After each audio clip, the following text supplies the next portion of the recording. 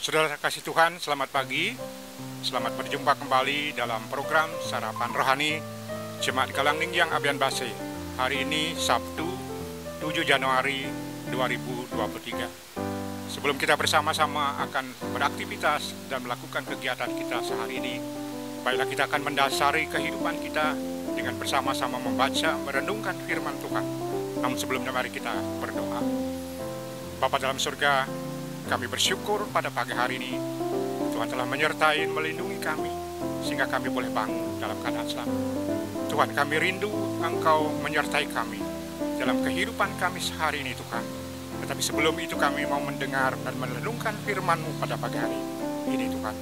Urapi hamba-Mu yang akan menyampaikan firman-Mu, agar sungguh-sungguh firman-Mu yang akan berkuasa dalam hidup kami. Kami manusia yang penuh dengan kelemahan Tuhan. Biarlah roh Tuhan akan bekerja dalam hidup kami.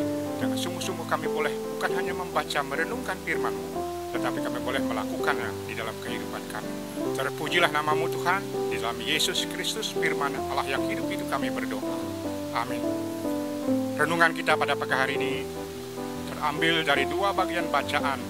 Yang pertama terambil dari Mazmur 113 ayat yang ketiga, yang demikian bunyinya.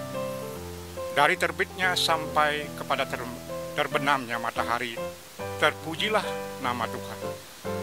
Kemudian yang kedua dari Roma 15 ayat 5 sampai 6. Semoga Allah yang adalah sumber ketekunan dan penghiburan mengaruniakan kerukunan kepada kamu sesuai dengan kehendak Kristus Yesus, sehingga dengan satu hati, satu suara kamu memuliakan Allah dan Bapa Tuhan kita Yesus Kristus. Saudara kasih Tuhan, renungan kita pada pagi hari ini seperti judul, tetap memuji dan menyembah Tuhan. Saudara-saudara kasih Tuhan,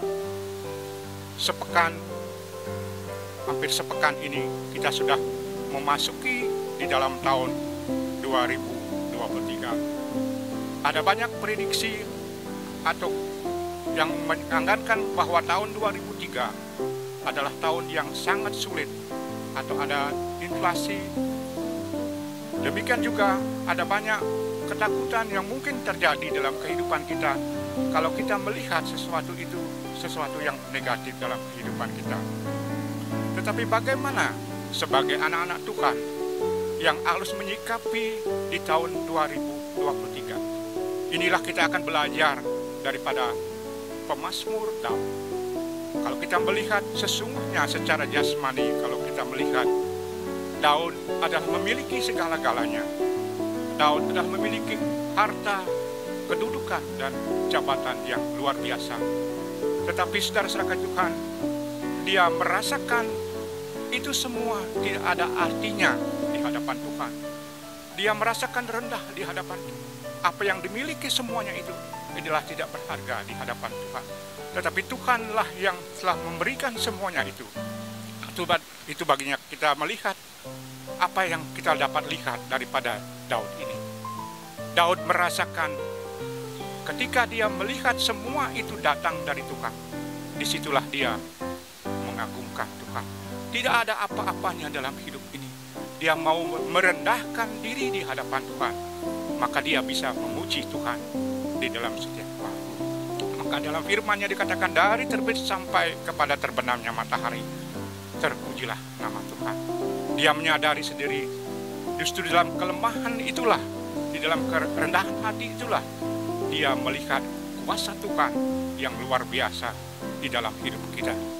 Demikian juga saudara kasih Tuhan, kalau dalam kehidupan kita, kita hanya mengagungkan diri kita, harta, kekayaan kita, atau jabatan-jabatan yang kita miliki. Di situ kita tidak akan pernah memuliakan Tuhan. Kita tidak akan bisa mengagungkan Tuhan di atas segala-galanya. Justru kita akan mengagungkan diri kita sendiri. Belajar dari itu kita melihat bersama-sama Tuhan. Mampukah kita untuk merendahkan diri kita sama seperti Daud yang memiliki segalanya, tetapi dia mampu untuk merendahkan diri di hadapan Tuhan.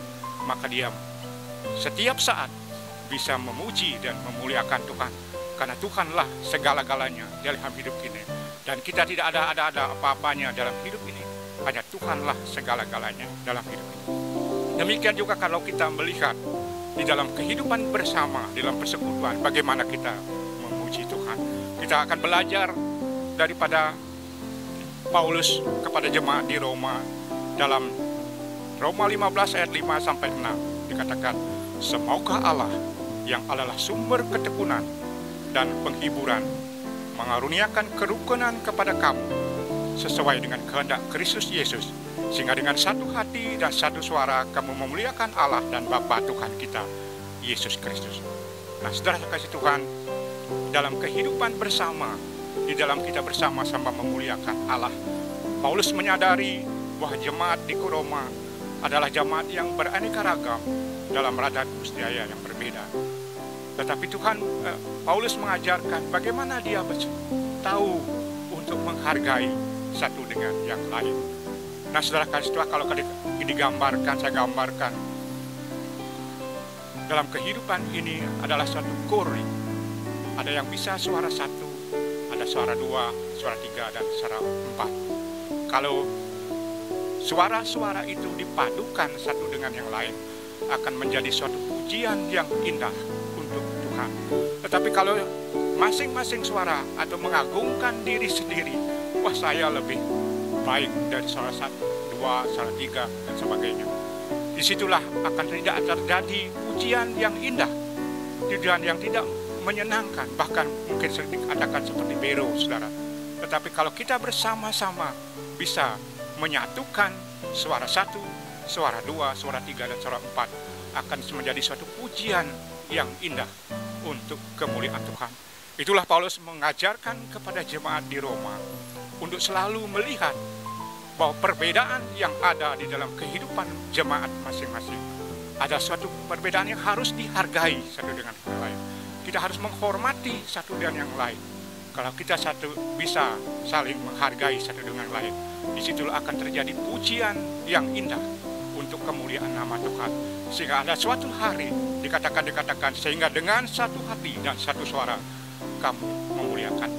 Ketika kita bersama-sama bisa saling menghargai satu dengan yang lain, disitulah kita akan bisa memuliakan dengan satu hati dengan suara Tuhan untuk memuliakan kebesaran nama Tuhan. Yang ketiga, yang harus kita lakukan di dalam kehidupan yang bersama adalah ada syukur kepada Tuhan dalam kehidupan kita. Kita mau bisa bersyukur kepada Tuhan bahwa segala sesuatu yang ada dalam hidup kita ini adalah milik Tuhan, yang harus kita pujikan dan memuliakan nama Tuhan, bukan untuk mengagungkan diri kita sendiri. Demikianlah saudara kasih Tuhan, kita melihat bagaimana dalam kehidupan kita untuk bisa mengagungkan dan memuliakan Tuhan di dalam setiap kehidupan kita. Pertama kita harus belajar untuk merendahkan diri di hadapan Tuhan.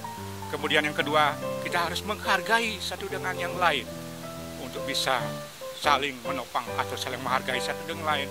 Di situ akan terjadi pujian yang indah untuk kemuliaan bagi nama Tuhan.